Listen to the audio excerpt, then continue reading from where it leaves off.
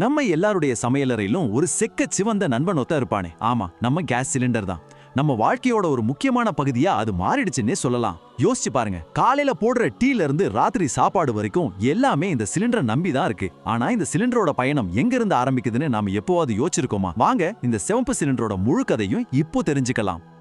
இந்த கேள்வியை தான் நாம இன்னைக்கு ஆழமா பார்க்க போறோம். நாம கேஸ் புக் பண்றோம், அது வீட்டுக்கு வருது, நாம யூஸ் பண்றோம். இதுக்கு பின்னாடி ஒரு பெரிய ரொம்பவே சுவாரஸ்யமான ஒரு பயணம் இருக்கு. அதைத்தான் நாம இப்ப பார்க்க போறோம். சரி, முதல்ல நாம எல்பிஜின்னு சொல்றோமே, அந்த கேஸ் உண்மையில என்னன்னு புரிஞ்சுக்கலாம் வாங்க. எல்பிஜியோட முழு பெயர் திரவமாக்கப்பட்ட பெட்ரோலிய வாயு, அதாவது லிக்விஃபைடு பெட்ரோலியம் கேஸ். பேர் கொஞ்சம் பெருசா இருந்தாலும் விஷயம் ரொம்ப சிம்பிள் தான். உண்மையில எல்பிஜிங்கிறது ஒரே ஒரு வாயு கிடையாதுங்க. இது புரோபேன் மற்றும் பியூட்டேன், ரெண்டு அலகலக வாயுக்களோட ஒரு கலவை. இதுல ஒரு சுவாரஸ்யமான விஷயம் என்ன தெரியுமா? சாதாரண நிலையில இந்த ரெண்டு வாயுக்களும் காத்து மாதிரி தான் இருக்கும். ஆனா அதிக அழுத்தம் கொடுத்து ஒரு சிலிண்டருக்குள்ள அடைக்கும் போது அது தண்ணி மாதிரி திரவமா மாறிடும். அதனாலதான் நம்ம வீட்டுக்கு வர சிலிண்டரை தூக்கும் போது உள்ள ஏதோ தண்ணி ஆடுற மாதிரி ஒரு சத்தம் கேட்கும். நம்ம ரெகுலேட்டர் ஆன் பண்ணணும், இந்த திரவம் மறுபடியும் வாயுவா மாறி பைப்பு வழியா அடுப்புக்கு போய் எரிய ஆரம்பிக்குது. சரி, இந்த கேஸ் திரவமா மாறுதுன்னு புரிஞ்சுக்கிட்டோம். ஆனா இந்த புரோபேன் பியூட்டேன் எல்லாம் எங்கிருந்து வருது, அது எப்படி உருவாகுது? இதை உருவாக்க ரெண்டு முக்கியமான வழிகள் இருக்கு. முதல் வழி கச்சா எண்ணெய் சுத்திகரிப்பு. பூமிக்கு அடியிலிருந்து எடுக்கிற கச்சா எண்ணெயை நேரடியாக பயன்படுத்த முடியாது.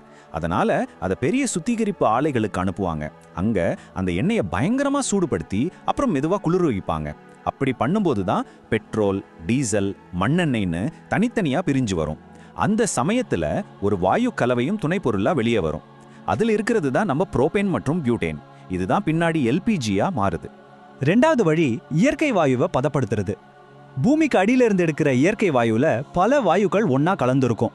அந்த மூல வாயுவை ஒரு ப்ராசஸிங் பிளான்ட்டுக்கு அனுப்பி அங்க மற்ற வாயுக்கள்ல இருந்து புரோபேன் மற்றும் பியூட்டேனை மட்டும் தனியா பிரிச்சு எடுப்பாங்க. அப்புறம் அதிக அழுத்தம் கொடுத்து அதை திரவமா மாத்தி எல்பிஜியா உருவாக்குறாங்க. ஓகே, எல்பிஜி எப்படி தயாராகுதுன்னு இப்போ நமக்கு ஒரு ஐடியா கிடைச்சிருச்சு. அடுத்த முக்கியமான கேள்வி, நம்ம தேச இந்தியாவுக்கு தேவையான கேஸ் எங்க இருந்து வருது? இந்தியாவுக்கு எல்பிஜி ரெண்டு முக்கியமான வழிகள்ல கிடைக்குது. ஒன்னு நம்ம உள்நாட்டு உற்பத்தி, இன்னொன்னு வெளிநாட்டு இறக்குமதி. இந்தியாவோட மக்கள் தொகைக்கும் தேவைக்கும் நம்ம உள்நாட்டு உற்பத்தி மட்டுமே பத்தாது. அதனால நம்ம தேவையோட ஒரு பெரிய பகுதியை நாம வெளிநாடுகள்ல இருந்து தான் இறக்குமதி செஞ்சு சமாளிக்கிறோம். நம்ம உள்நாட்டு உற்பத்தியில குஜராத்ல இருக்கிற ஜாம்நகர், மும்பை ஹை, அஸ்ஸாம் பகுதிகளில் இருக்கிற சுத்திகரிப்பு ஆலைகள் ஒரு முக்கிய பங்கு வகிக்குது. இறக்குமதின்னு பார்த்தா இந்த கேஸ் முக்கியமா சவுதி அரேபியா, கத்தார், ஐக்கிய அரபு அமீரகம் மாதிரியான வளைகுடா நாடுகள்ல இருந்து பெரிய பெரிய கப்பல்கள் மூலமா இந்திய துறைமுகங்களுக்கு கொண்டு வராங்க. இப்போ கேஸ் தயாராகி இந்தியாவுக்கும் வந்தாச்சு. இப்போதான் அசல் சவாலே ஆரம்பிக்குது. இந்த சுத்திகரிப்பு ஆலையிலிருந்தோ அல்லது துறைமுகத்திலிருந்தோ நம்ம சமையலறை வரைக்கும் இந்த கேஸ் எப்படி வந்து சேருது? இந்த பயணத்தை ஒரு 4 முக்கியமான படிகள்ல நாம சுலபமா புரிஞ்சுக்கலாம். இந்த சப்ளை செயின் ரொம்ப துல்லியமா திட்டமிட்டு வேலை செய்யுது. முதல்ல சுத்திகரிப்பு ஆலை அல்லது இறக்குமதி செய்யப்பட்ட இடத்துல கேஸை பெரிய சேமிப்பு தொட்டிகள்ல பாதுகாப்பா வைப்பாங்க. ரெண்டாவது ஸ்டெப் பாட்டிலிங் பிளான்ட். இங்கதான் அந்த திரவ கேஸை நம்ம சிவப்பு சிலிண்டர்கள்ல மிஷின்கள் உதவியோட நிரப்பி பாதுகாப்பு சோதனையும் பண்ணுவாங்க. மூணாவது படி விநியோகம். இப்படி நிரப்பப்பட்ட சிலிண்டர்களை பெரிய லாரிகள்ல ஏத்தி நாடு முழுக்க இருக்கிற சின்ன சின்ன கேஸ் ஏஜென்சிகளுக்கு அனுப்புவாங்க. கடைசி படி ஹோம் டெலிவரி. நம்ம போன்லயோ அல்லது ஆன்லைன்லயோ கேஸ் புக் செஞ்சதும் உள்ளூர் ஏஜென்சில இருந்து டெலிவரி பண்றவர் அதை நேரடியா நம்ம வீட்டு வாசலுக்கு கொண்டு வந்து தந்துடுறாரு. இந்தியால இந்த முழு விநியோக அமைப்பையும் நிர்வகிக்கிறது யாருன்னு பாத்தீங்கன்னா முக்கியமா 3 பெரிய அரசாங்க நிறுவனங்கள். இந்தியன் ஆயில் கார்பரேஷனோட இந்தியன் கேஸ், பாரத் பெட்ரோலியத்தோட பாரத் கேஸ், அப்புறம் ஹிந்துஸ்தான் பெட்ரோலியத்தோட ஹெச்பி கேஸ். இந்த நிறுவனங்கள் தான் சிலிண்டர் உங்க வீட்டுக்கு பாதுகாப்பா வந்து சேர்றத உறுதி பண்றாங்க. பாத்தீங்களா, இவ்வளவு நீண்ட ஒரு பயணத்தை கடந்து தான் எல்பிஜி நம்ம சமையலறைக்கு வந்து சேருது. இது நம்ம மனசுல ஒரு முக்கியமான கேள்வியை எழுப்புது இல்லையா?